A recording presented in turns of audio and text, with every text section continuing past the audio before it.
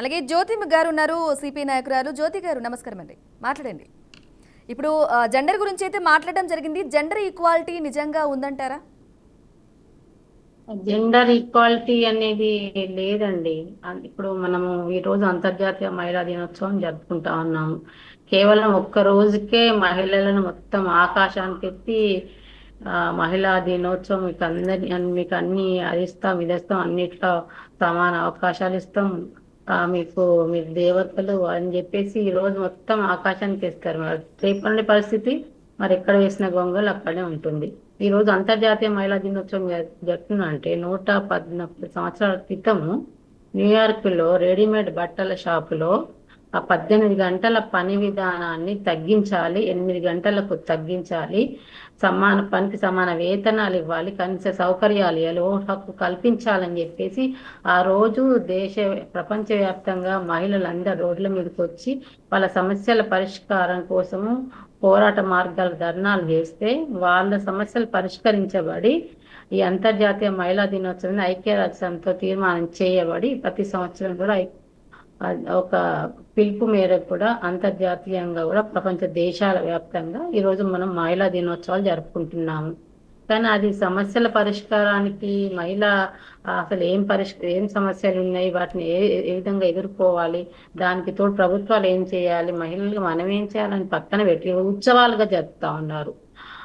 కొన్ని ప్రభుత్వాలు కానీ కొన్ని సంస్థలు కానీ ఇంకా అధికార పార్టీలో బీజేపీ లాంటి ప్రభుత్వాలు కానీ మేము మహిళలకు ముందు పీట ఇస్తాం, మేమంటే మేము ఇస్తాం అని చెప్పేసి వాళ్ళకు ఓట్లు సాధించుకోవడానికి మాత్రమే ఈ రోజు ఒక ఉత్సవాలుగా జరుపుతున్నారు.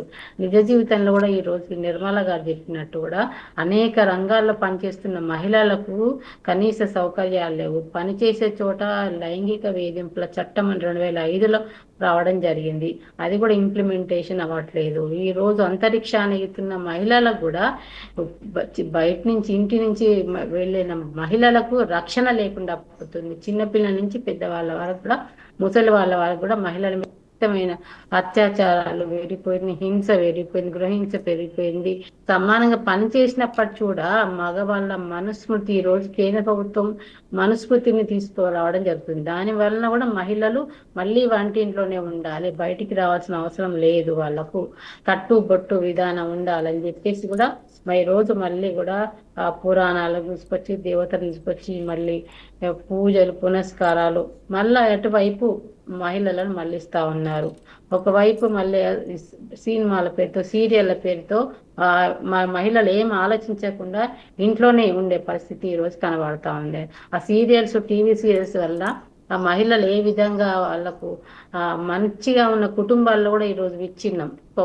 మా తోటి మహిళను ఏ విధంగా ఆ తోటి కోడళ్ళని కానీ అత్తలు కానీ ఆడపడుచులను కానీ ఏ విధంగా వాళ్ళని మనం కంట్రోల్ పెట్టుకోవాలన్నీ కుట్రలు మహిళలే వీళ్ళనిగా చూపెడతా ఉన్నాయి. ఈ రోజు ఇప్పుడు కొంతమంది అంటా ఉన్నారు మహిళలే శత్రువు. ఇదంతా కూడా పురుషులు సృష్టించిన నానుడి.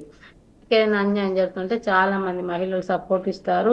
మహిళా సాధికారత కూడా మనం అందరం కూడా ఐక్యంగా పనిచేసి ఐక్యంగా ముందుకెళ్ళి ఐక్య ఉద్యమాల ద్వారా ఐక్య పోరాటాల ద్వారా మహిళలకే మనం కూడా రాజకీయ సాధికారత అన్ని రకాలుగా సమస్యలు పరిష్కరించుకోకుంటే మగవాళ్ళకి ఏం ఉంటుంది, ఆడవాళ్ళకు బయట తీసుకురావాలి, వాళ్ళను ఒక సమున్నత స్థానం ఇవ్వాలని చెప్పేసి మగవాళ్ళకి ఏ విధంగా ఉంటుందని చెప్పేసి అడుగుతా ఉన్నాను. ఆడవాళ్లకు నిజంగా ఉంటుంది ఖచ్చితంగా. ఆడవాళ్ళకి శత్రువులు ఏం కాదు, అది మగవాళ్ళు సృష్టించిన నానుడి.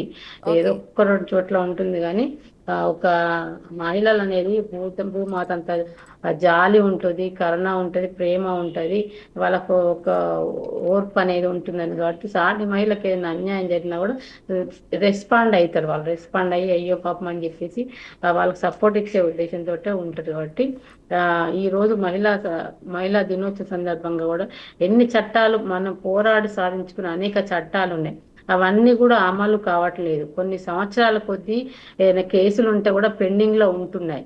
ఈ